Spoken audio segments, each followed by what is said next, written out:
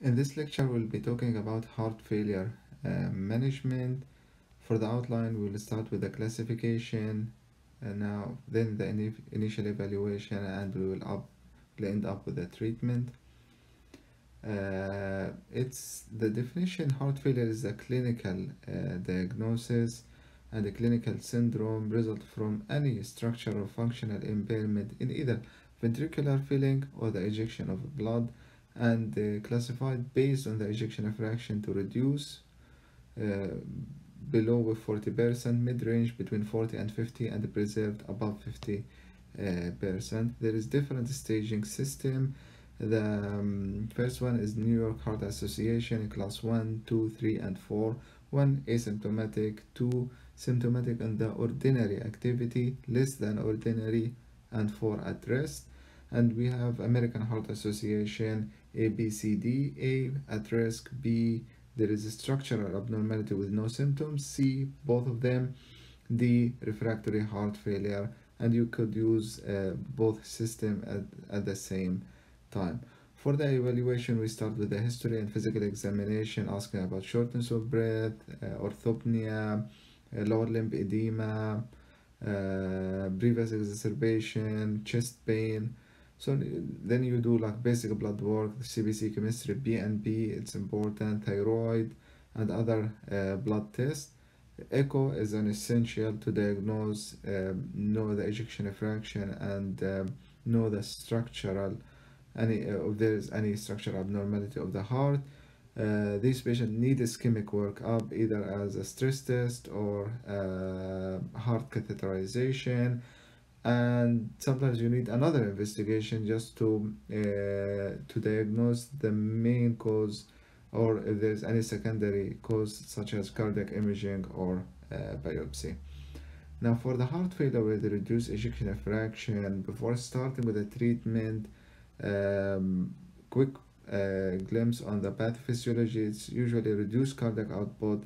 This lead to neurohormonal activation to adapt for this situation, including sympathetic, renin-angiotensin, aldosterone, and antidiuretic hormone.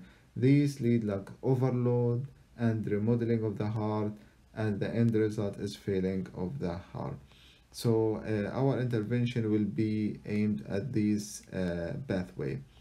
The first thing and very important is the principle of self-management, is to educate the patients about their disease, healthy diet and exercise, salt intake reduction, stop smoking and alcohol, medication adherence, and how to self-monitoring, daily weighting, monitoring of the symptoms.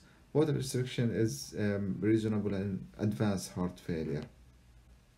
For the medical treatment and the medication, starting with the diuretics, it's for the symptomatic treatment. It's usually a loop diuretic.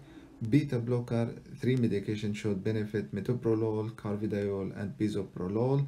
And always remember to up-titrate that to the maximum tolerated dose, and the metoprolol is the extended release form. Now for the renin-angiotensin aldosterone system, either ACE, ARB, or ARNI. Now ARNI is the preferred first choice, but make sure the patient can afford the medication before prescribing it. Angioedema is absolute contraindication, and use this medication with cautious in patients with low blood pressure, renal insufficiency, or elevated serum potassium. In this patient, you might start with a low dose, and you do like frequent monitoring, and as well up titrate to the maximum tolerated dose. Now, beside the beta blocker and the ACE, ARB, ARNI, there is other medication in special has a special indications. The first is spironolactone, usually in 2 to 4 heart failure, with ejection fraction less than 35%, with creatinine below 2.5 in men, 2 in women, and potassium is less than 5. Hydralazine is class 3-4 heart failure, still symptomatic, and goal-directed medical therapy, African American. And the other category is that patient with heart failure who cannot take ACE or ARB for some reason. Ivabradine is usually for patient 2 to 3 symptomatic, chronic heart failure less than 35% on goal direct medical therapy, include maximum tolerated beta blocker and sinus rhythm, and still their heart rate is above 70% despite the maximum tolerated blood beta blocker. Now, as new medication is the SGL2 inhibitor showed like promising result regardless of the presence of diabetes mellitus or not, and the injection is actually beneficial drug to control symptoms and reduce the hospitalization. So there is a suggested scheme how to. It's very important to start the patient the medication and also up titrate to the maximum tolerated dose. This is a suggested scheme how to do it. Start with the beta blocker and SGL2 inhibitor. Then you add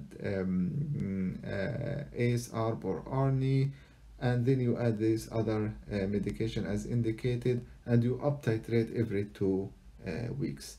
The other thing is the devices. ICD for primary prevention, usually ejection fraction below 35%, symptomatic and optimal goal-directed medical therapy for at least 3 months, and less than 30% with the New York Heart Association class 1 on goal-directed medical therapy. Cardiac resynchronization is usually for ejection fraction below 35% and the patient is still symptomatic in goal-directed medical therapy. It's recommended in patients with sinus rhythm, left bundle branch block, and the QRS above more than 150 millisecond, and can be considered in sinus rhythm, left bundle branch block, and the QRS complex between 120 and 150, or non-left bundle branch block and the QRS above 150. Pulmonary artery pressure monitor. This is a new promising tool, can detect early increase in the pressure and volume overload in the lung, and it show promising effect in the heart, in either heart failure with preserved ejection fraction or reduced ejection fraction.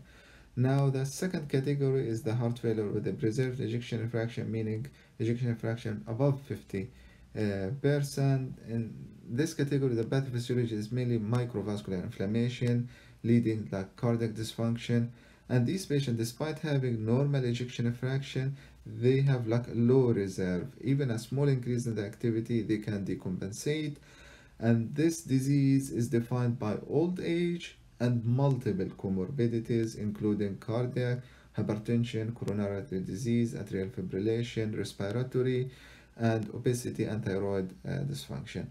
So for the treatment, the main and the most important is treating the comorbidities, including the hypertension management and weight loss, exercise, cardiac rehab. For the medication, you could use the diuretics for symptomatic treatment. Spironolactone showed like promising, showed some benefit. ARNI recently approved for heart failure with the preserved ejection fraction, mainly in female and patient with ejection fraction below 57%. The other medication, beta blocker, ACE, ARB, nitrate, sildenafil, didn't show benefit in patients with heart failure with the preserved ejection fraction.